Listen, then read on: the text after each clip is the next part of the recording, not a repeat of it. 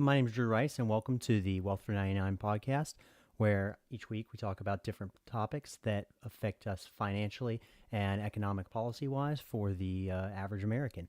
And today, mostly what I'm going to be focusing on is environmental issues that we deal with from companies, from politicians, and just in our day-to-day life. We're going to talk about Snowflake's IPO and IPOs in general, whether or not they're good investments or whether or not I invest in them. And then we're going to talk about greater fool investing as a basic concept. And let me check the chat real quick. Okay. If we all hear me, we're all good to go. I'm going to get started. Thank you guys for coming by. All right.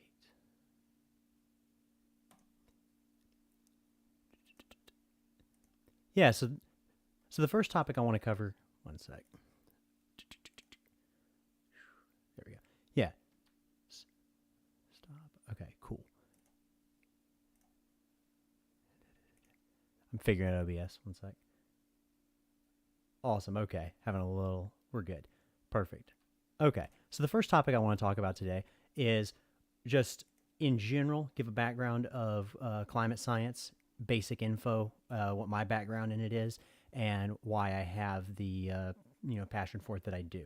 So my background, I work for the Aerospace Corporation, and basically what we are is a unbiased third party that vets NASA, NOAA, and other government organizations to make sure that they are able to fulfill the needs of the American people. And basically, what the main projects that I work on are for NASA. I work on SWOT, which stands for Surface Water and Ocean Topography.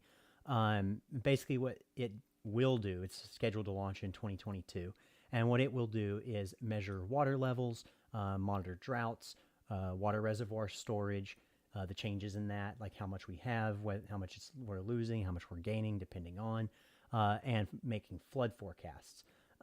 This is really important because it helps us have a better understanding of the climate and of our, water security in the future and how we can try and plan for that. And we're able to see that from space through these types of programs. And also what it will do is help increase the understanding of how climate changes are affecting those water supplies. Also, another project that I do a lot of work with is Argos 4, which is a satellite system that's been up for about 40 years. It's mostly with NOAA, which is the National Oceanic and Atmospheric Administration, as well as some other international organizations, both in Europe and Asia. And what it does is it monitors tagged wildlife for migration patterns, and it collects ocean data. So things like tagging sharks, seals, whales, different migratory species of oceanic life. And that way we have a better idea of how, we can measure things like temperature, water pressure, surface chlorophyll, current intensities, polluter identification, so we can find out about oil spills and other pollutants more quickly. And what this does is this gives us an idea of how migration patterns change based on changes in the climate. And this is really exciting from a wildlife standpoint, from conservation standpoint, and it's also really exciting because it's actually something that the military needs to know when it comes to shipping patterns, because they want to make sure that they're not going, through schools of whales. So so the Air Force actually has a piece in it too. And so that's my general background. To understand the issue, so the issue is that the climate is changing and global temperatures are going up. I'll have links in the description for everything that I'm talking about, as always, so be sure to check those out if you want to do further research. But basically, according to NASA, the climate global average has increased by about 2 degrees Fahrenheit since 1880. Now, that may not sound like a lot, but when we consider that it barely increased a degree for thousands of years before that, it's something we really need to think about. Also, we measure things like the other ways we know that this is an issue is Arctic ice minimum. So the Arctic ice minimum is essentially each year, specifically they measure it in September. We go and measure how low, the lowest that the Arctic ice sheets are. And we've seen that since 1980 that it's decreased by about 12% per decade, which is pretty startling. And also, I know that there's a lot of people that may say, well, this is inconclusive. This is not something that everyone agrees on. But 97% of actively published climate scientists agree that human activities are the cause, and they say that with a 95% certainty. So this is not just a hunch. This is something that they're very very confident of. Climate change is generally caused by the accumulation of greenhouse gases that trap heat within our atmosphere. So essentially, these greenhouse gases, they are thicker than the air that we normally breathe, and it essentially creates a effect where it's almost like you have a thermal blanket that holds heat in when it's radiating back up from the earth, and that's what ends up warming the globe from a very general stance. The primary one of those greenhouse gases is carbon dioxide, and for about 800,000 years, because that's about as far back as they've measured on this, the concentration of carbon dioxide had not gone above 300 parts per million. Now, while I'm sure not everyone is familiar with this as a measurement, to give you an idea, it's currently above 400 parts per million. It crossed that 300 parts per million line in 1950 after not doing that for almost a million years. So this is definitely not a normal pattern, as some would say. And I know another really common one that you'll hear is, but this is the sun. And NASA has done a really good job because we have a lot of satellites and other tools to measure the changes in global temperatures, both on the surface of the Earth, in the atmosphere, in the different levels of the Earth's atmosphere, and we're able to then rule out different possibilities, or at least with a very high certainty. So when people say this is caused by the sun and it's a normal cycle, well, the issue with that claim is that global temperatures have increased the most sharply since 1980. And during that time, the solar energy that has reached our atmosphere has decreased consistently. So basically, we have satellites that are measuring the solar energy that is coming to the Earth. And we've seen that that has gone down since the 1980s, almost exclusively, while inversely, the global temperature has risen at even faster rate than the solar energy has gone down. And that's really the issue. So we know that that's most likely not the case. If the sun were responsible, we should have seen cooling if that were the main cause. And like I said, these satellites are in, low Earth orbit, so LEO, or geostationary, so geo satellites. And that's how we know. And this is why it's really important to invest as a country, and just as people around the world, to invest in research so that we have a better idea of how these things work and how our world is changing and what we can do to make it better. As far as and then the other effects that we have that we're seeing right now are increased droughts due to higher temperatures accelerating the water cycle. Essentially, because of having higher temperatures, this means that water that does come, that either is in the form of ice on Earth or is actually running water, is going to evaporate faster, and then this is going to bring more water up into the atmosphere, which is then going to increase the water cycle, which causes more lightning activity, and it will also cause more extreme rainstorms when we have them. This is this is considered a leading increase of the intense rainfalls that we see in the tropics and the extended droughts that we see in arid regions. I live in outside of Los Angeles, California, and so I'm not up in the Bay Area right now, but as we can see right now, we have a lot of, wildfires going on in the northwestern part of the United States, and a lot of people are saying, oh, this is caused by climate change, and there's conflicting ideas on whether or not that is. However, whether or not we can prove conclusively that it is, we can say that it definitely is making it, it's setting the plane for it to be far worse when it does happen. Because the different things that climate change hurts for normal people are those wildfires because of drier conditions and higher amounts of lightning strikes to light those fires. Energy security is another issue because we need water for not just for drinking, but we also need water for cooling the electricity pumps and plants.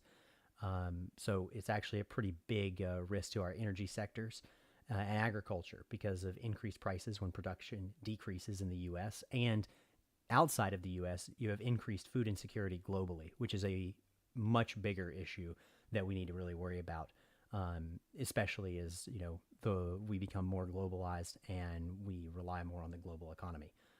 We want to make sure that everyone's able to benefit from the industries that we all have. And in California right now, fires have already burned over 1 million acres. And this started around August 15th. So this has only been a month. And that's more than happened in the entire year of 2018. And we also had a record temperature of 130 degrees Fahrenheit in Death Valley on August 16th, so around that same time. And we had over 12,000 lightning strikes hit that week, which started over 600 fires. So really big issue. And actually, the 130-degree Death Valley, there is a contention that that's not quite the record.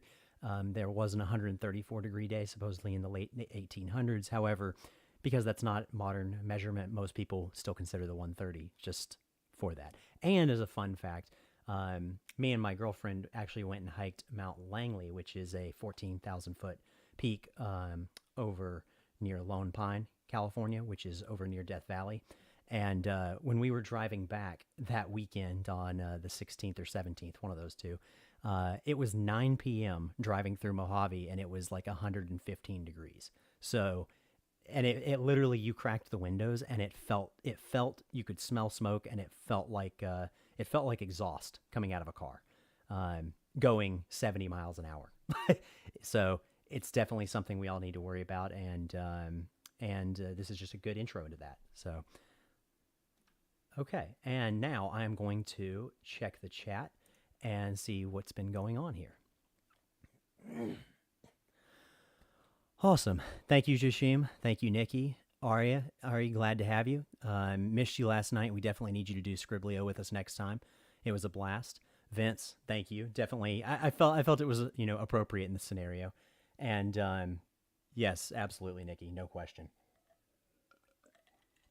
And that was just a short intro because I'm going to cover two main topics, that are branch topics from that now. And if you have any questions, as normal, put those in the chat, and I will, about anything. It doesn't have to be about what I'm talking about, but whatever you want to talk about. But put those in, and at the end of each section, I will come back to those and go through them with you. And then let me get a sip of Thai tea, and I will get going.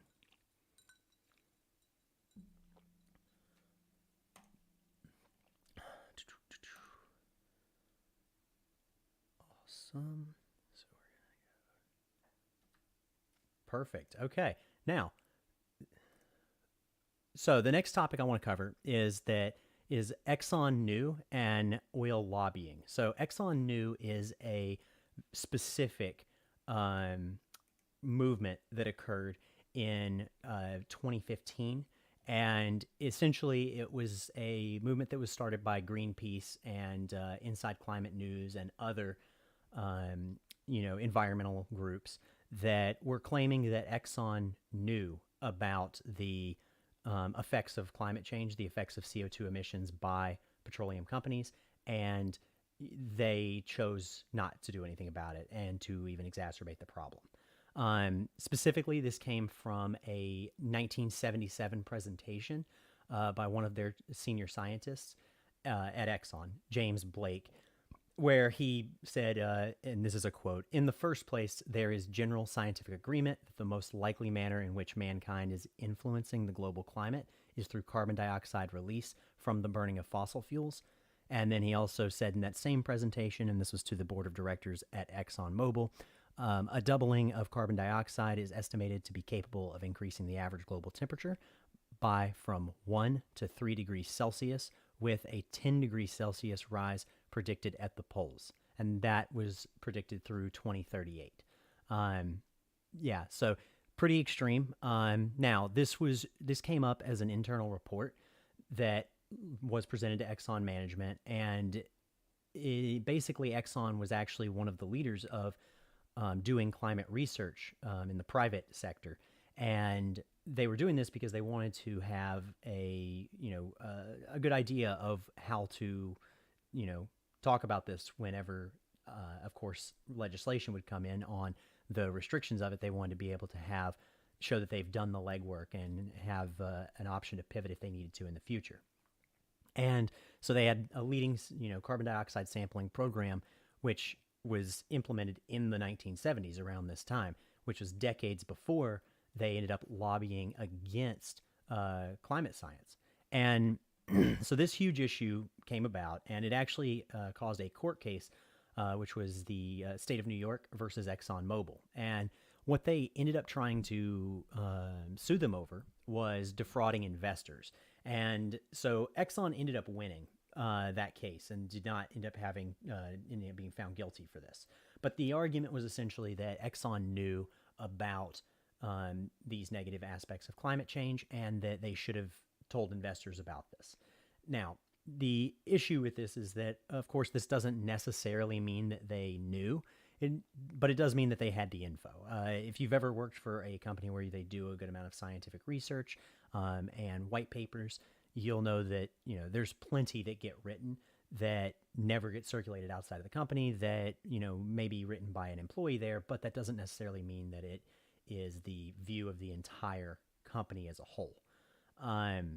And also during that time, but it's also important to consider during that time that the American Petroleum Institute, or API, which includes the world's largest petroleum companies, had a task force to monitor climate research from 1979 to 1983.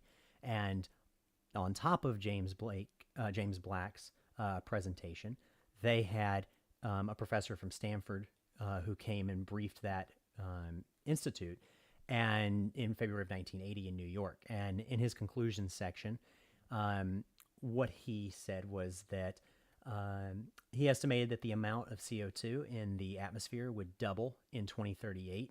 This is from 1980, which he said would likely lead to a 2.5 degrees Celsius rise in global average temperatures with a major economic consequence. And he then told the task force that models showed that 5 degrees Celsius rise by 2067 with globally catastrophic effects. So there's a good track record. These are two pretty big examples, but there's a very good track record of showing that the science was out, people knew, and they, didn't act on it. It was the argument from these environmental groups. So after that, so we're going to fast forward a little bit. So that was in the late 1970s, early 1980. So moving forward in the late 1980s and 1990, climate denial from these companies ended up becoming a real issue. And there was a lot of money poured into lobbying. Specifically, the 5 largest oil companies spend about $200 million on lobbying against climate policy annually. And I'll have a link in the description that's going to be, if you have the time and interest to read it, it's from the Union of Concerned Scientists, and it's on climate denial dossiers, is what it's the title of it, and it is a phenomenal read. And in that, they talk about a lot of different examples of this, but as a broad strokes way of discussing this, basically, these companies would fund think tanks. So a think tank, in order to have a better understanding of what that is, a think tank is essentially, in science literature, I'm sure if you took classes where you had to write research papers growing up in high school or college, you had to look for peer-reviewed resources. And so what peer review process is basically where you are, where a scientist writes a paper, and then they present that to others, and it's vetted by these other scientists in order to have an idea of, did they follow the proper procedures, and did they, build off of past discoveries without making claims that were not either provable or false or not falsifiable. And so one very common thing, especially since the 1980s, was these think tanks, which essentially is a way where they take a bunch of different scientists, and they put them together in an organization, so that some of the scientists in that organization can produce results, and then other scientists within that organization can vet those results. And essentially, this is pretty often used as a way to get around the peer review system, because they are essentially peer reviewing their own work, even though it's a different set of scientists. Oftentimes, they're still paid by the same people. Specific think tanks that have done this and have been heavily funded by these oil companies are the Heritage Foundation and the Center for American Progress. And I'll have links for those in the description as well. As far as other things to watch out for from these, from these oil lobbies, are different propaganda videos. So I'm gonna share my screen with you guys, and let me pull this up. Cool. Pause this. And awesome. It's F2. Perfect. Okay, cool. So now y'all should see my screen. So when we're looking at different propaganda videos, a really good example is PragerU. And I'm sure that's something that a lot of people have at least seen tangentially on YouTube or Facebook or other social media, because it's very pervasive, and it's something that it's an organization that does short 5-minute videos on different topics, and it is funded by fracking tycoons Dan and Ferris Wilks. And here are some titles of their videos, of some of their videos on fossil fuels, are Why You Should Love Fossil Fuels, the Greenest Energy, and Can You Go a Day Without Fossil Fuels? And it's it's quite a wild ride. And I'm going to share a little bit of that with you. Year on Earth Day, we're supposed to reflect on all the ways we've made the planet worse. But what if we try something different? What if we reflect on all the ways we've made the planet better? Try this thought experiment. Imagine that we transported someone from 300 years ago, at the very start of the Industrial Revolution, to today's world. What would he think about our environment? Without question, his reaction would be one of disbelief. Not that we had destroyed his pristine natural world, but that such a clean, healthy environment was possible. The air is so clean, our time traveler might say. Where I come from, we're breathing in smoke all day from the fire. Right. And so as I discussed earlier, but we can, I'll show you real quick. But as I discussed earlier, this is just one little small part of this video, but I'm not going to show you the whole thing. But essentially, this is pretty silly. I mean, when we're looking as an example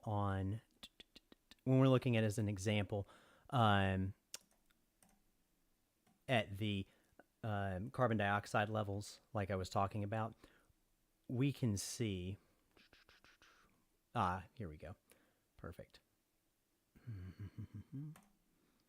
Where is it on here? One sec. Perfect. Okay, cool. So on here, we can see that there's been a precipitous rise in global temperature. However, what he's addressing is, of course, the cleanness of the air. So the part that I would look at would be here, where we have, again, temperatures going up. And then, one sec.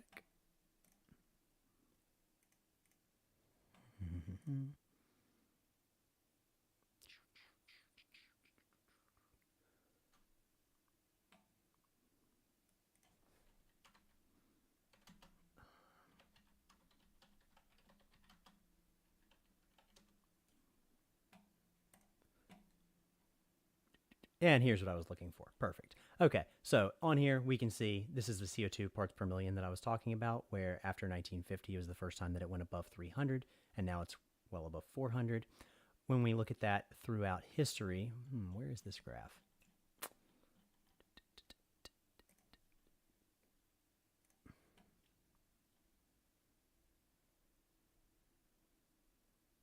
Here we go. Perfect. That's the chart I was looking for. Sorry about that. I should have been more prepared. But as we can see here, you have 800,000 years ago, and we have now. Now, when he's arguing this, he's saying this as far as he's talking about the 1700s or 1600s.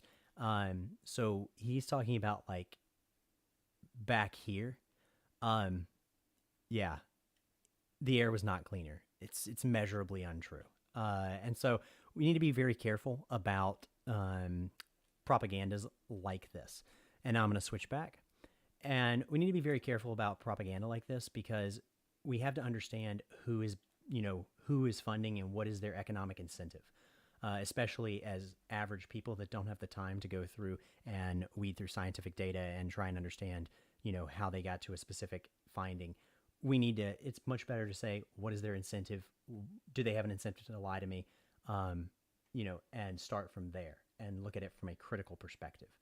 And then even more recently, let me check something real quick. Perfect. Yeah, and so then even more recently, and I know Vince has been in the chat today, and I know he's a pretty big fan of Joe Rogan, and I like Joe Rogan from time to time too. But recently, this was a pretty big deal.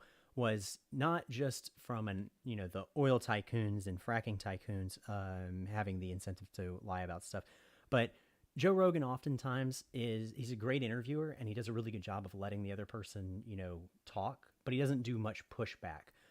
Which is understandable. When you talk to such a wide group of people, you're going to have a hard time being able to understand enough subjects to critically push back on, claims that are made. But the other day he made a claim, and I'm going to play that on the screen. Perfect. Okay, cool. So the other day he made a claim, and essentially he claimed that the forest fires in Oregon were caused by Antifa or left-wing activists, and I'll play that short clip. Enjoy going there. I actually love Portland. It's one of my favorite places to perform. Most of the people there are very nice, but there's a madness going on there. You want to talk about madness of crowds? That exemplifies that right now. And it's to me, they've arrested people for lighting forest fires up there. They've arrested left-wing people for. Okay, and the rest of it is just him talking about the Oregon governor and the Portland mayor, so not really as relevant to the conversation that we're having. But basically, it was a big deal because a lot of people pointed out that, this is not true, and of course, Joe Rogan has a massive platform, probably the biggest platform of any online personality. And he even acknowledged it. He was very good about it. He even acknowledged it later the next day. And I'll play that real quick just to be in all fairness. Hello, everybody. I need to make an apology and a retraction. I said something on the podcast with Douglas Murray about people getting arrested for lighting fires. And I got duped. It's wrong. There was one guy who got arrested for lighting fires somewhere else. And someone sent me something about people getting arrested for lighting fires in Portland. And I said it without looking into it. It's very irresponsible. I didn't check. I made a mistake. I fucked up. And cool. And yeah, it's a good thing I'm not monetized yet. But basically, that's good on Joe. And we're going to switch back. Good on Joe for acknowledging it because it really does matter. We need to try and hold ourselves accountable when it comes to spreading of information. But I think it's really important to understand that when we're watching online personalities, myself included, we should always be vetting those people, as what is their bias? Because everyone has inherent biases, and what do they have an incentive to lie to me about this, and so on. It's also really important, I think, to consider and to keep in mind that on that same podcast, when he said this, maybe a little bit of the issue was the fact that he had Douglas Murray on. And Douglas Murray, if you're not familiar, which I'm sure most, at least Americans, definitely aren't, he's a British author. His most notable book that he wrote was The Strange Death of Europe, Immigration, Identity, and Islam. And I think that gives kind of a decent idea that he's got a little bit of a leaning here. But essentially, his main claim to fame outside of being an author is his involvement in multiple, again, think tanks. He's the associate director of the Henry Jackson Society, which is a right-leaning think tank in England, and he was also the founder for the Center of Social Cohesion, which was also a think tank, but ended up having some issues with Islamophobia perceptions, and it ended up not being around anymore because of that. And I'll have a paper on that as well linked in the description. But the point is, when you're going to have people that you platform like this, you have to make sure that you hold their feet. Like, you have to make sure that you're going to hold them accountable, because obviously he has no incentive to try and not stoke those fires, pun intended. And so, yeah, you need to just know who's lining the pockets of the people that are making claims, and always vet those claims, independent of your, confirmation bias or your respect for those people.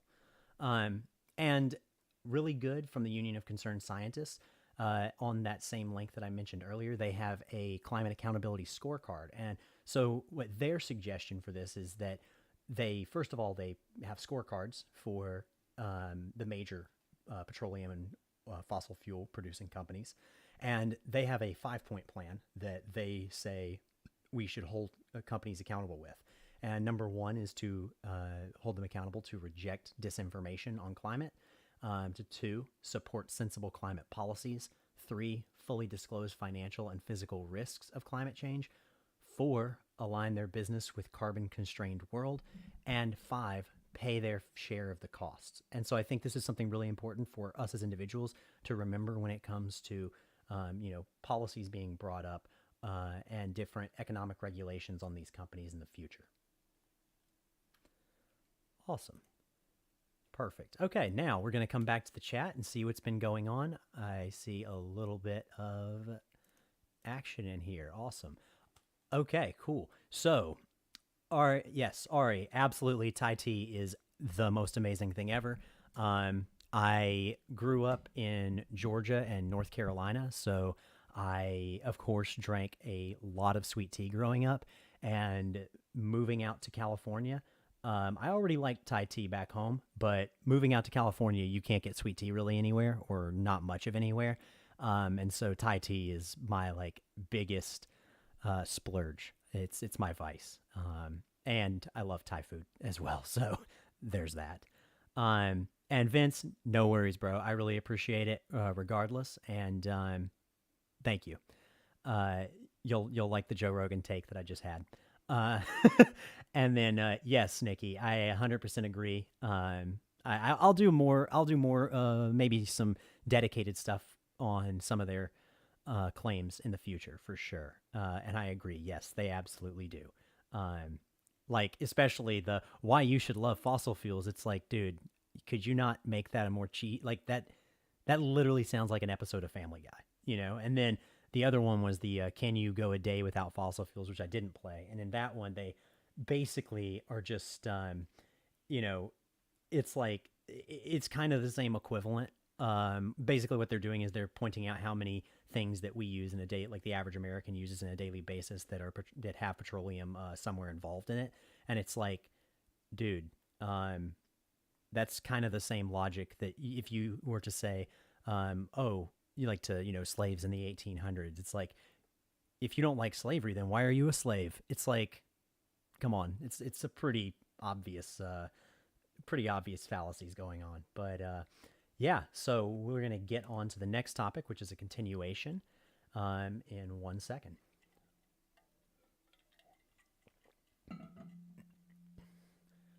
I'm doing a chaser here. Got to finish on the sweet stuff. Awesome. Okay, so let's check this out.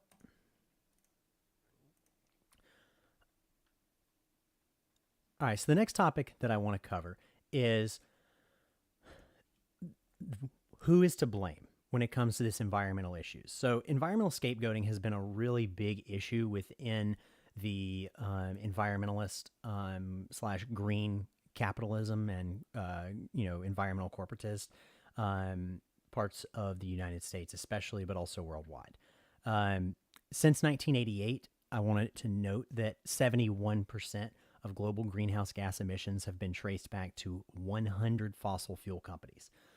More emissions in the last 28 years have occurred than in the 237 prior to 1988. So we have the smoking gun. We know what is causing it. At least the vast majority. If you're looking at this from a Pareto standpoint of 20% causes 80% of the issues, we have way smaller than 20% of companies slash, organizations and people causing nearly 80% of the emissions. We know who to go. We know what to do. And also, it's important to note that for the rest of this conversation, in case anyone doesn't know, plastic is a product that is made from coal, oil, natural gas, and is heavily involved in carbon emissions. So the most notable example, I want to hit on a few examples, but the most notable example that probably is in the forefront of our minds as just people living everyday lives is the straw ban. And first off, I want to say paper straws suck. I mean, I think everyone agrees on that. They're terrible. And starting in 2018, after there was a disturbing video that was actually originally uploaded in 2015, but in 2018 is when it became viral, and I'm sure a lot of us have seen it. I'm not going to show it on here because it's not that easy to watch, but basically there was a video of a sea turtle with a plastic straw lodged in one of its nostrils, and this caused a lot of backlash and got a lot of press from, like Greenpeace and other environmental organizations, posting at places to try and raise awareness of some of the problems that, plastic straws cause. And because of this, there was a ton of press around getting rid of plastic straws. They were banned within some cities in several states, including my state of California, Washington State. Seattle was actually the first ones to do it, and then Washington, D.C. as well. And they at least had it where even if they weren't totally banned, it was that you had to ask for a straw as opposed to it being, automatically given to you like it has been customarily in the past. And this definitely is, something that it has a net positive of not using as much plastic straws. However, this is definitely scapegoating consumers, because the reality is that straws are nowhere near enough. Like, we need to hold the companies that are actually responsible accountable, because it's silly. We're worrying about something that's super small. Now, it is a good first step, in my opinion, of normalizing, trying to, create legislation that will, regulate companies before it even gets to the consumer, because I do think that that is something that is required for this, because these companies have no incentive to spend more money. It makes no sense. That's the opposite of capitalism. Their goal is to minimize their cost and maximize their profits. That's why they've been doing it, and that's why, as long as they have the option, they will continue to do it. And I also want to keep in mind that, like, it's great to recycle. We all should, but recycling isn't going to solve the problem either, because the process of recycling, even if you recycle everything, about only 9% of the plastic that you recycle will actually be recyclable. Like, I think it's like 79% of it will end up getting lost in the process of of recycling it, and about 12% will end up getting burnt off as extra. And yeah, it's not. You're adding quite a bit while only getting a little bit back. And in 2015, 7.6 billion people in the world, right? An average of 88 pounds of plastic are gone through annually by each person. So I think we do need to normalize not using plastic if we're able to, but it starts at the top. And I think the EPA has done a good job of putting out their general tagline, which is reduce, reuse, recycle. So as an example, just using a refillable container you're using a lot less plastic just by having that, and not, having to have new containers all the time. And that, while it may be very small, is definitely a net positive. Now, this is not new, like blaming consumers. In 1971, and I'm going to share that with you guys. In 1971, there was an ad that came out, and you should be able to see now. And in 1971, there was an ad that came out, and this is a a commercial called by the organization Keep America Beautiful, and I'm gonna play that real quick.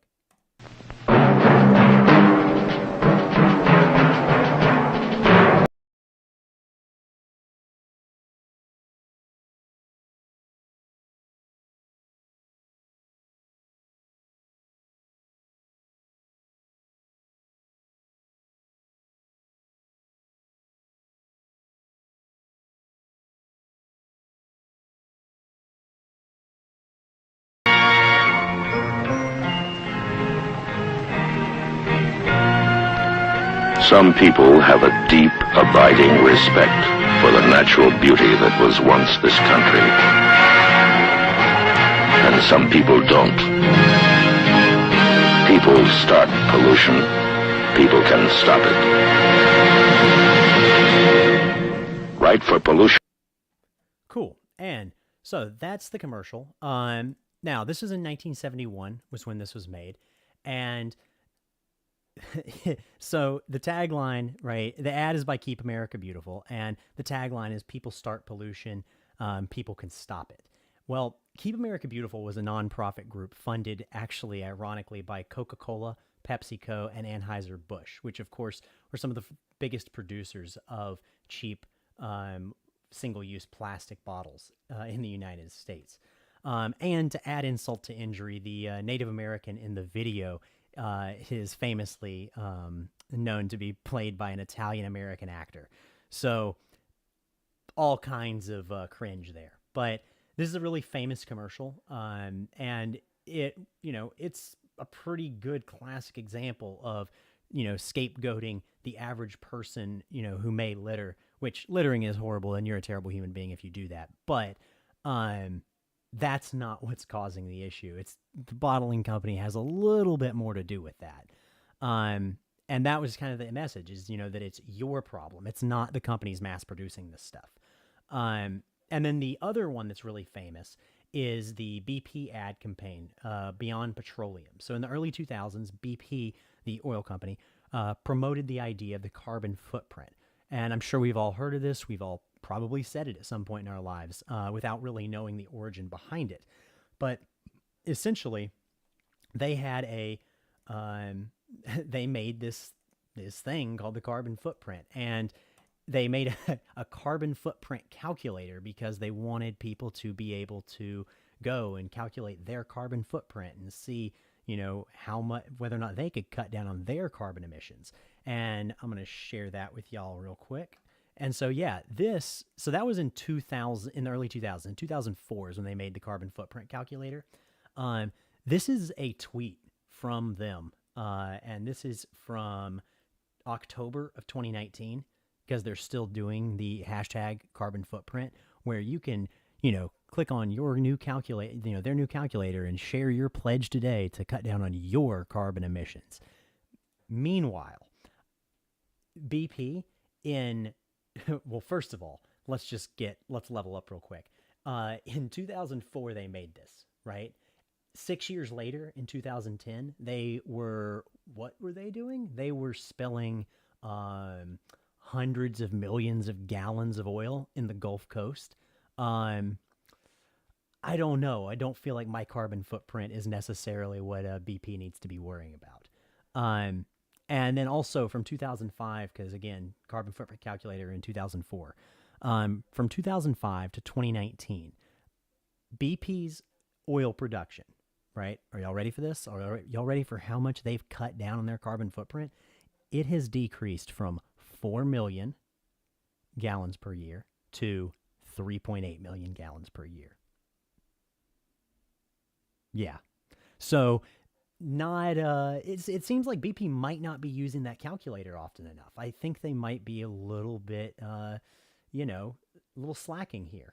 Now, all that said, it's definitely important for us as individuals to make sure that we, cut down on our use of plastic and things like that when we're capable. But we really need to understand that a lot of the time, these things that seem environmental coming from big corporations, they don't have the same interests that we have.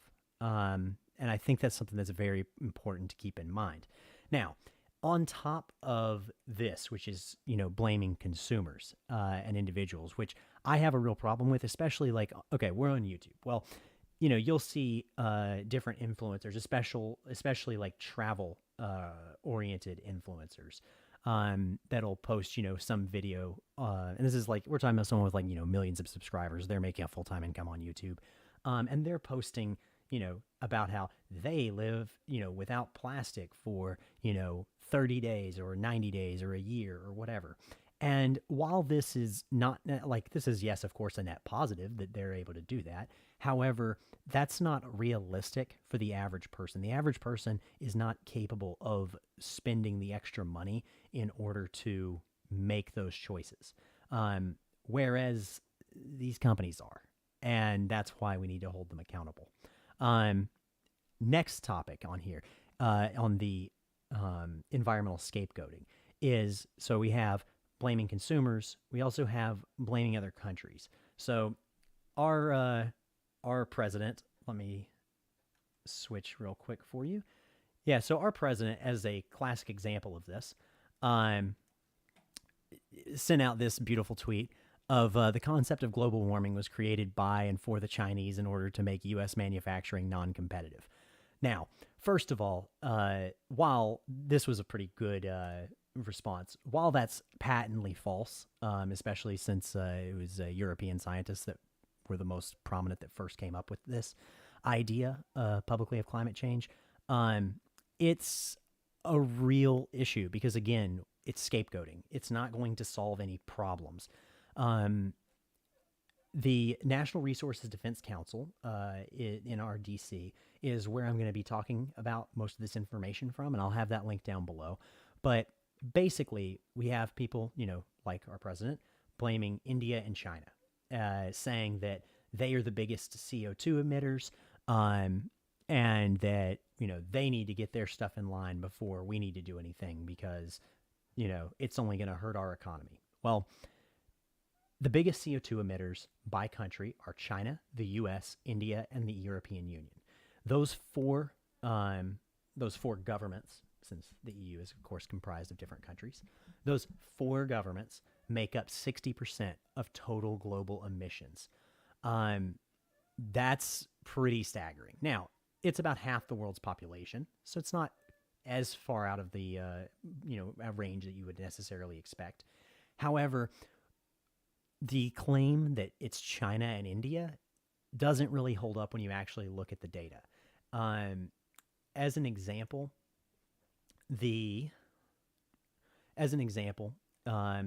Americans on average, so per capita, emit about 8 times more than the average Indian and about 2 times more than the average Chinese person. And overall, the U.S. is 3 times the global per capita average when it comes to carbon emissions. So this glass house is looking pretty fragile.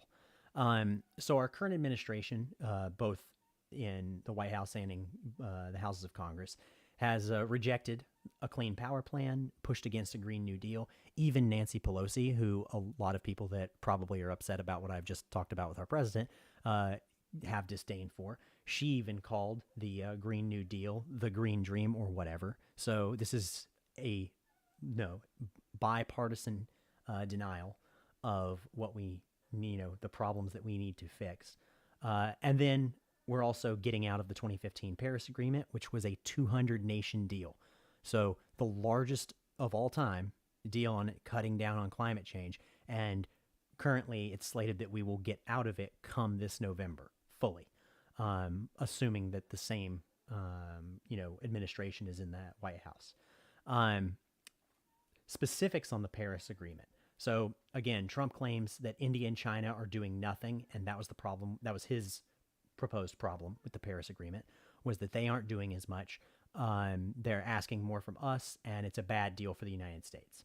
Now, the problem with that is that when it comes to China, China's already the world leader in new installations of wind and solar power. So Yeah. And then also they have committed to not having carbon emissions peak after 2030, which, is at least a step in the right direction. With India, you have an increasing share of non-fossil fuel energy consumption, and they have set as their terms of that agreement is to get that to 40% of non-fossil fuel energy consumption by 2030, meaning 40% of their energy would be non-fossil fuel. For perspective, the U.S. is only 20%. So the U.S. is half of that. Now, granted, that's of course what they're working towards. But if we're not having a goal, then they'll pass us. So again, doesn't really seem like there's much weight to these claims.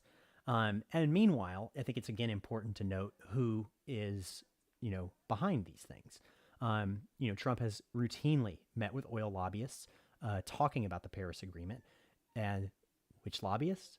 As we were talking about earlier, the American Petroleum Institute, the same ones that, were presented to in the early 1980s about the effects of climate change and chose not to do anything. The Independent Petroleum Association of America, ConocoPhillips, which is, of course, a petroleum company, and then Peabody Energy, which is a coal company. Wonder why there's been so much talk about coal as opposed to, wind, solar, and other alternative energies. Now, I understand that may sound slightly grim, and probably half the people don't, disagree with me. But the reality is, if we look at the numbers, and again, I will have the links, it's pretty cut and dry. I think the call to action for us as normal working people is to remember to not fall for the propaganda. Again, if a politician, whether you are a Democrat or a Republican, and you necessarily, because of that, you think, oh, well, they're a Democrat, so I automatically agree with them. We shouldn't think that way. We should look at it from the perspective of what is their claim? What is the merit behind their claim? What does the data say? Is there evidence to support this? And if there's not, then we need to call it for what it is. And if we look at the data and we're able to see, what or who is responsible, then we should fix that problem and hold those responsible accountable, because it's only going to hurt the average person. And like I said before, make the choices you can to help individually with your individual, carbon footprint, as they say. Do things, don't litter, recycle, garden if you're able to. But do little things that you can, but don't be pushing that on other people and forget who's really responsible, because that only serves to hurt the average working class person. And make sure to go vote, regardless of, who you support, what you support. That's up to you. But definitely go vote, because we don't have enough people voting, and that's a travesty in a country like the United States. We need to make that different and make sure that our interests and voices are being represented. So don't forget to do that on November 3rd as well, and sign up early for sure. Awesome. So now we're going to go to the next topic after I hit the group chat real quick and see what's going, or the live chat, whatever, I guess. And we're going to go on here. Awesome. Cool. Yeah, that was a lot on climate change. I'm well aware, but it's very nuanced, and I, in the future, will definitely do some deep dives into other aspects. There's like so much to cover, but that's all for climate change. So now I'll talk about other stuff in a minute, but thank you guys for your patience on that. Now back to the live chat. Yes, I 100% agree, Nikki. Yes, it was a classy move by Joe, and it's what you should do. Like, we should all be able to admit that when we're wrong, and if we don't know something, and if we don't know something, and there's someone that has a better handle on it, then we should send people that way, and not let our egos get involved. And Jashim, thank you, I appreciate it, and thank you for coming, man. So the next topics I'm going to go over are going to be on stock stuff. I'm going to be going over what an IPO is, and I'm going to be going over greater fool investing and what that is. So if you have any questions, as I said earlier, put those in the live chat. Let me know. And yeah, I will get back to that in just a minute.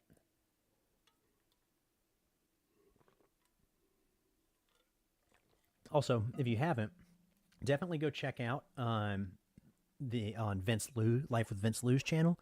Definitely go check out the live stream we did last night with 10 total small YouTubers, including myself. It was a great time. There were jalapeno margaritas, there was beer, there was drawing. It was a great time. So definitely check that out. And also, I forgot to mention this last podcast. Check out so there's a YouTube channel called The Richuation Room. I did a podcast with Rich there, and it was really good. We talked a lot about finance stuff because that's what his channel focuses on. We even talked about whether or not aliens built the pyramid, in my opinion. So that's a pretty entertaining one. It's audio only, but check it out. I'll put that description in the description box as well. And then also later this week, I will be going on Dimitri Pacini's Rise Productive podcast and so that'll be a good time, and he'll have that up shortly. If you haven't checked out his channel before, definitely check that out and check out the first one I did with him. It was a great time as well.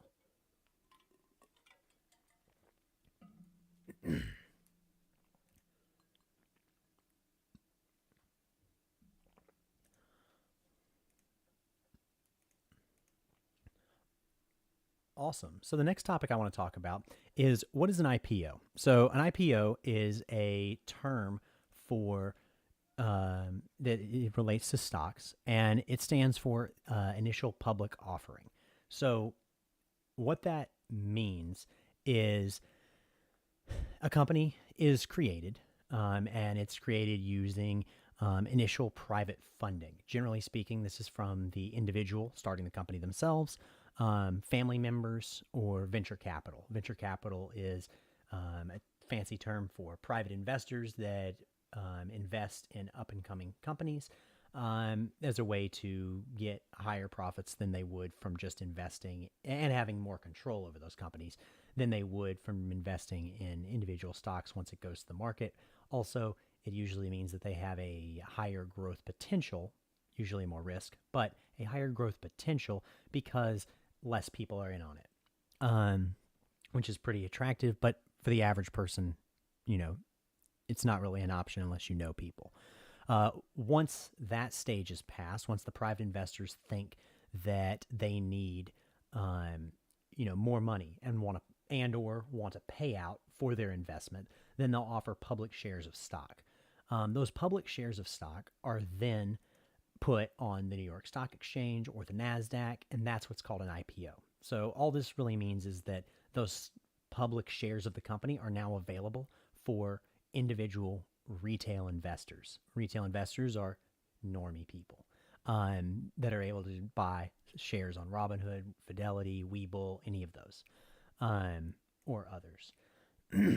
Now, the reason I'm talking about this is most recently Snowflake, a internet company, IPO'd on September 16th, and it doubled in value within less than a week. So it's definitely a hot topic, and it's something that a lot of people look at as a chance at, making money very quickly with something that's new. And also because it's new, that always lends to a good amount of hype because everyone's talking about it. It attracts people because hype always does. And so all that being said, I personally don't buy IPOs, and here's why. So I think that there has been, and this is my opinion, always talk to a financial advisor, but my opinion is that companies that aren't profitable, especially, but preach high growth aspirations, often will go for an IPO so that the founders can cash out. And they're not really worried about the long-term sustainability or profitability of that company. Good examples of this are WeWork, who applied for IPO at a $50 billion valuation. And a month later, they had to move that target down to under $10 billion. because of a lot of issues with their accounting. And they ended up never going public. And they have talked about having aspirations of going public in the future, but they did not. And to me, their business model didn't make any sense. I think a lot of the time I'm very wary of these, like, especially internet or app-based companies, like gig economy companies, because oftentimes they may sound good, but they don't necessarily, I don't see that there's a value. And so, like, WeWork as an example, to very, very simply explain their business, they would essentially lease out work buildings and then lease those offices out to individual businesses, like, or small independent contractors that would use that space because they didn't have the capital to buy it. And they were doing this in places where real estate is very expensive. So that initial investment is hard. In my opinion, the problem with that line of thought is that the advantages in investing in real estate, which is obviously a good thing, the advantages of investing in real estate generally only come when you own real estate because of the tax incentives. And so it's like they essentially are owning real estate with none of the incentives. So it's like, it was pretty evident that there was some issues, at least from my outsider view. Snapchat is another really good example.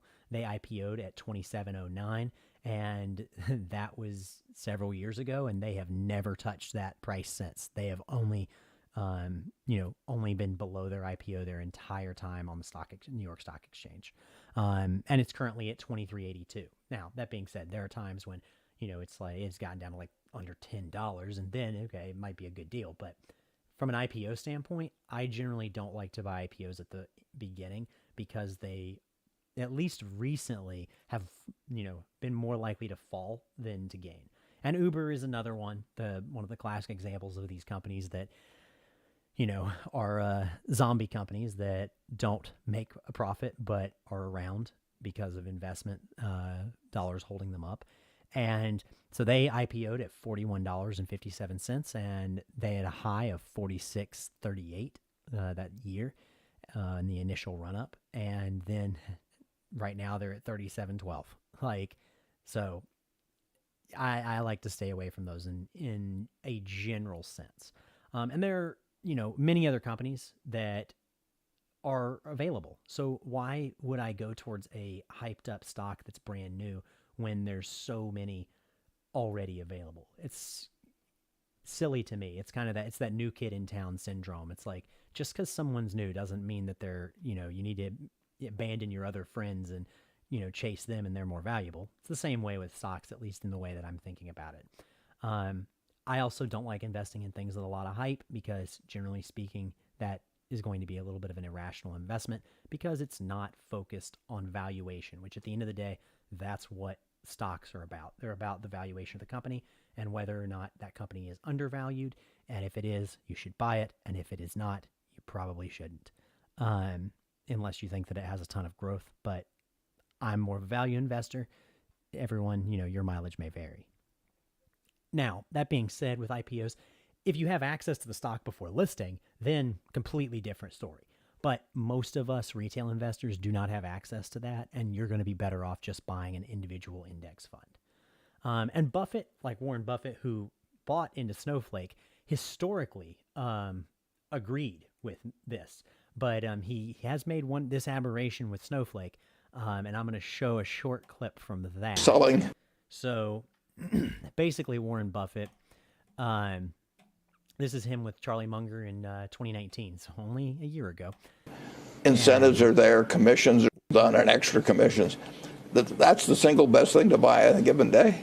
I mean, it's I can't think of a time we've ever done it. Yeah. Ever bought an IPO? Yeah, never bought one. Yeah.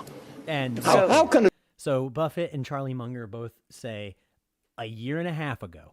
So this is how much the downturn has affected Buffett's mentality. They say a year and a half ago that we've never bought an IPO, and Munger says, and we never will. So who knows what to believe anymore? Buffett is surprising us every day. Awesome. So now that we've gotten to the end of that topic, we'll check the chat real quick. Awesome. And the next one I'm going to go on is going to be in a minute or two. We're going to go over what greater fools investing is, and how to avoid that so that we make smarter decisions in the future.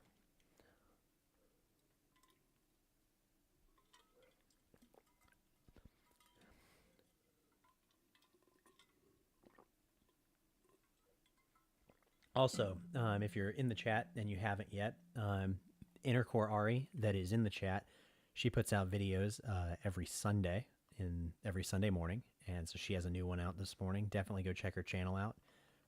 She does a really great job with cinematography and content. So yeah, definitely check that out.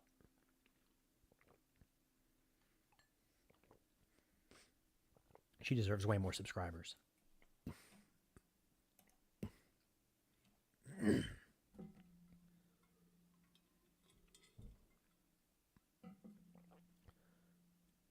Awesome.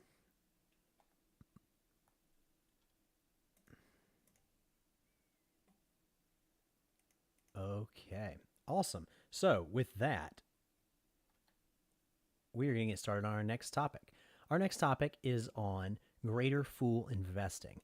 So first of all, what it is. So in general stock investing, valuation is the king, and you're looking at how do I buy something below market value so that then I can sell it when it is at or above market value later.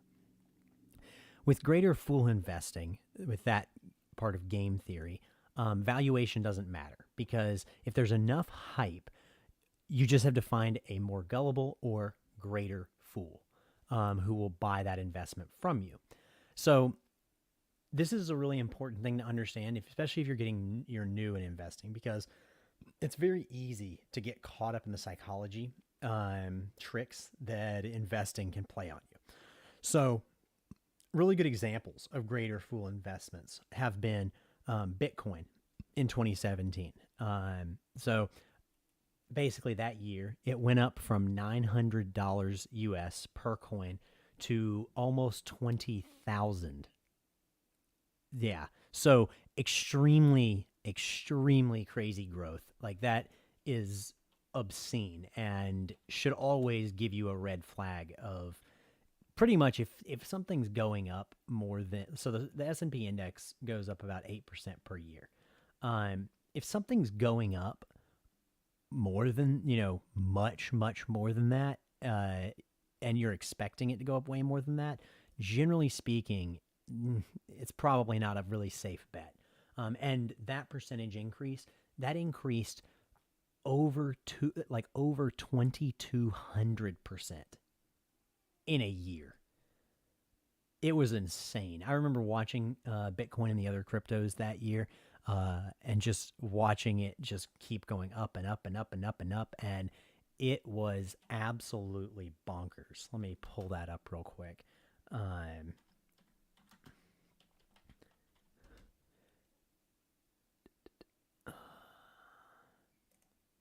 Yeah, so here's an example. Let's share this with you. Awesome. So on here, yeah, now you can see this is in 2017, where you can see Bitcoin, and this is not even by the end of, this isn't even as high as it went. I think it peaked in February of 2020 or January of 2020, but that's insanity. That's bonkers. Anytime you see something go, so this shape, this is half of a parabola. If you remember from school growing up, like x squared, when it goes parabolic is what that's called. Generally speaking, you should be scratching your head wondering, is this something I should really be investing in?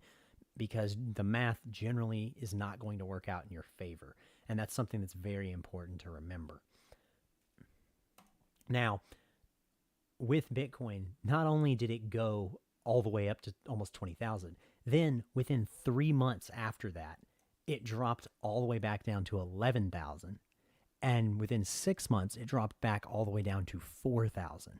So absolute wild ride. And at the time, it was literally everyone was just, they thought they were printing money. They thought it doesn't matter what price it is. I got to buy it. I got to buy it. I got to buy it. I got to buy it. Because it was all about FOMO, which is fear of missing out.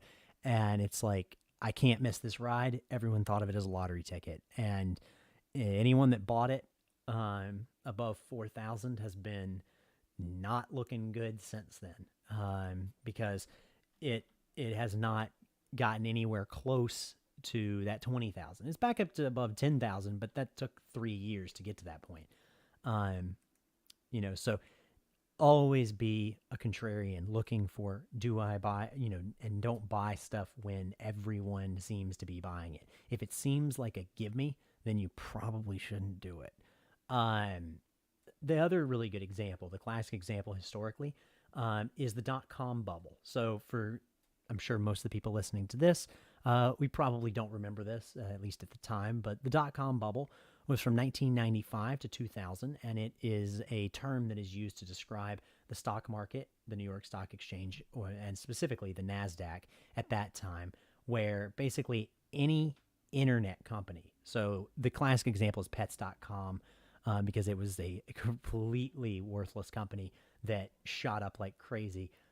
Pretty much any company with a .com or internet or, LAN, like local area networks, anything like that was internet tangential related would shoot up massively just on speculation. Because I know in The Office, as an example, and I don't remember what episode it's from, but there's an episode where Dwight says to, it's the one whenever they're going to make the paper sales, and Michael wants to prove that Dunder Mifflin Finity is not as good as, door-to-door sales.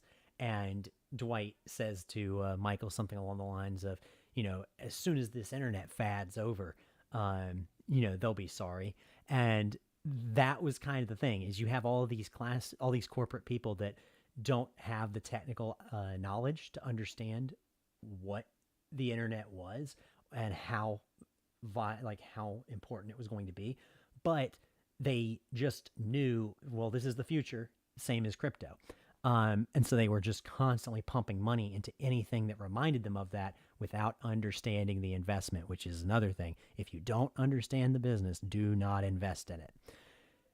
So this lack of tech understanding and FOMO, again, the fear of missing out, caused a ridiculous influx. So much so that 40% of all venture capital was going into internet companies by 1997. The internet was available beforehand, but from a normal consumer standpoint, it wasn't widely available until about the mid 90s. So within only a couple years, this is happening.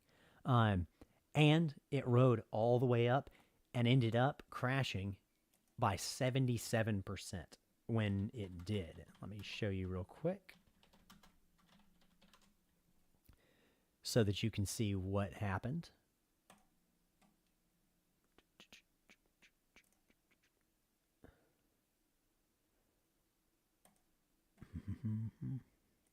But yeah, it was a crazy time.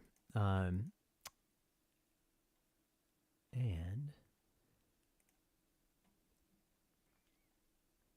yes, so here we go. Perfect. Awesome. So yeah, when you're looking here, this is a chart, and this is a article talking about the tech spike now. This is before, pre-pandemic. And it's showing how the dot-com bubble compares. And so as you can see, right, so what this is comparing is this is, profits, and this is market cap. In theory, valuation, in theory, there should be, in theory, the market cap should lead the profits, because the idea is that in an efficient market that investors will have, looking at, the statistics and the financials of the company, they will see, there's potential of profits here, and they will invest, which will increase the amount that company goes up, i.e. their market cap, and then trailing, they will end up having more profits go up. And as you can see here, generally speaking, it's supposed to follow the same path. And we can see from 2000, about 2008, so post-financial crisis, 2008, 2009, post-financial crisis officially, they're about the same. They're staying pretty normal and pretty reasonable up until, around here. And it ended up getting worse later on before the, drop in the pandemic. But when we're looking here on this dot-com bubble, there's just absolutely no connection between profits and market cap. Like reality was thrown out the window. And we can see here the entire market was going parabolic. And when that happens, there's going to be a drop. It just historically there's going to be. It's not, it's not how things work. It can't go up forever. That being said, plenty of people got stuck holding the bag, and that's the way it is. Now, another one that I want to point out, this is not necessarily, I don't consider this this is my third example. I don't necessarily consider this a true example of a greater fool's investment all the time, but let's call this Schrodinger's greater fool's investment because it is sometimes. So Tesla specifically, we need to understand that one, I think Tesla is a company that has a lot of potential in the future and definitely is going to, go places. There's no question. I do think that overall it's probably a good long-term investment, not, talk to a financial advisor. But when we're looking at certain times, there are certain times when Tesla is really, really so strongly hype driven that I just can't bring myself to invest in it. And I have before, and I used to have it as an average price of like 210. So like I had Tesla a while ago, and I got out around like the mid fives. So yeah, I'm sure I sold it early, obviously, but fundamentally that was what made sense. And so let's y'all see real quick. So this is specifically, I want to talk about Tesla late 2019, early 2020, to show an example of this. And as you can see here, you have, at this point in time, Tesla has been profitable since then. I want that noted. But we can see that their losses just got pretty bad in 2017. And yes, they started to move up and get back on the right path. However, this getting back on the right path is pretty vastly different than this parabolic climb that they had from the end of 2019 to the beginning of 2020. To give perspective, so around around here was just, normal price for Tesla. Generally speaking, Tesla would stay around for several years. Tesla would bounce between about 250 and about 360 to 380. And then during the dip we had in 2019, it dropped like crazy. It got down to like 180 something. And then after that, it just climbed all the way through the beginning of 2020 to 500 something in November time period. By the end of January, it was up to nearly $1,000. And when you see stuff like that, you should always be, treading lightly and just make sure that you understand and that it fundamentally makes sense. Because I do think that at that time, that 1,000 is maybe even a decent, I don't think you're going to lose money at that time doing that. But I think that there are probably better options, especially anytime you have something that's so heavily hyped like that. It's not, it's usually not the best thing to invest in. That's my personal opinion, and everyone's risk tolerances are different. And so how do we avoid these? Well, in my opinion, value investing is a really great way because valuations matter. If you don't understand that and you want, definitely check out one of my other videos because I go over value investing in detail. But the general premise is that we want to adequately value a company, i.e. see how much it's worth. And when that company is below what we think it's worth, then we buy it. And when it is, too high above what we think it's worth and it's becoming unreasonable, then we would sell it.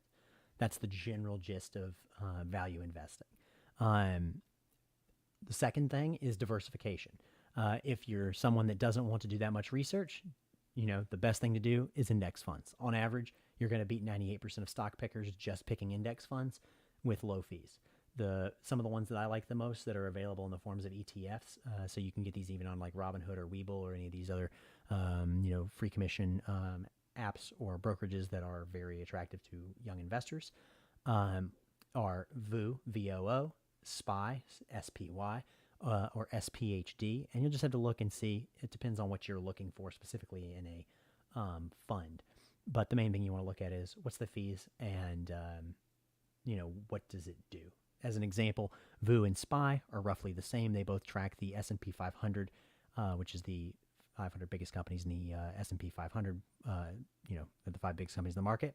So generally speaking, that's going to be the best. The S&P HD does the same thing, but it specifically follows the highest dividend, lowest volatility ones. So generally speaking, the growth's not going to be as much, but you'll get dividends that are pretty good. And I also have a video on dividend investing explaining the intricacies behind that. So check those out if you want more info on that.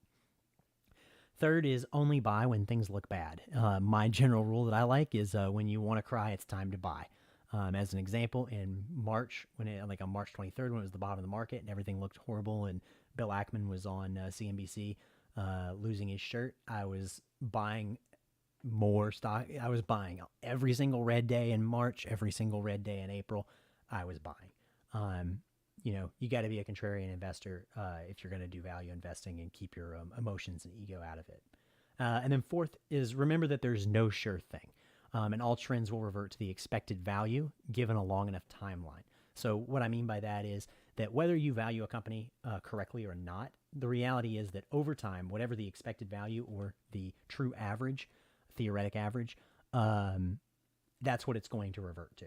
So on a long enough time scale, eventually reality is going to set in, and you don't want to be stuck holding the bag if you've been living not in reality. And the classic line of that, which I believe is from Buffett, is everyone looks like they're good and they're covered when the tide's in, but when the tide goes out, you see who has their who is living beyond their means, who has their pants off. So yeah, definitely don't get caught up in the hype, and make sure that you are investing in a way that is logical and focused on valuations, in my personal opinion. Awesome. Okay, cool. Now, that was our last topic for today. I'm going to look at the live chat. If you have any other questions in the live chat, whether it's something that I've talked about or not, put those in now, because I will answer these, and then I will be letting you guys have the rest of your Sunday. Okay, so Mr. Fastidious, let's see. Are you familiar with Bitcoin's stock to flow chart by Plan B? No, I'm not. Let me look that up real quick to see if I maybe tangentially do. Generally speaking, so I do have some Bitcoin and some Litecoin that I bought a while ago, but I don't actively trade it. So, keep that in mind. I'm much more into stocks because I have a much better idea of how to value them.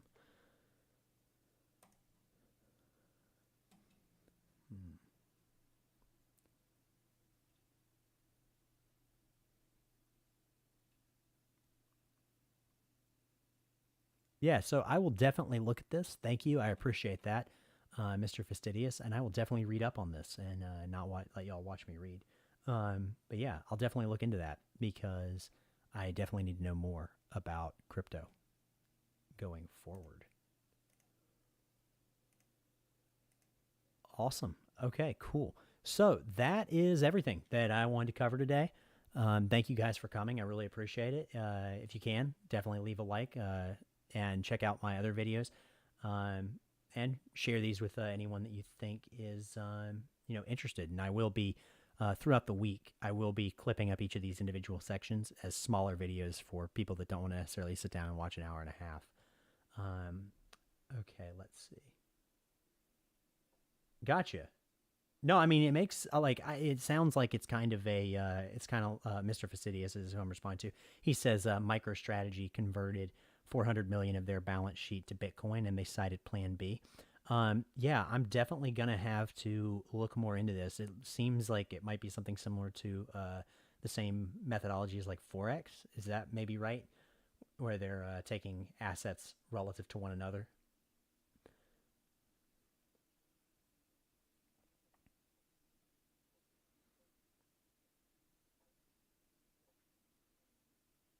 Yeah, I'll definitely have to look into that. And yeah, if anyone else is, really into crypto, yeah, definitely reach out to me on Instagram. My Instagram is in the bio on my channel, in the top panel where the channel art is. So message me on there, check it out. And with that, let me see. Gotcha. Yeah, I'm definitely gonna check it out, Mr. Fastidious. I appreciate that. And yeah, like I said, message me on Instagram if you want to talk more specifically about it. Um, okay, dope. Thank you guys for watching. Really appreciate it. I will be doing the next Wealth for 99 podcast on next Sunday. I haven't picked topics yet, but it'll definitely be mentioned the day before at least. And I appreciate you guys coming. Thank you for listening. Be sure to share it with others, and I will see you guys next time. Thank you.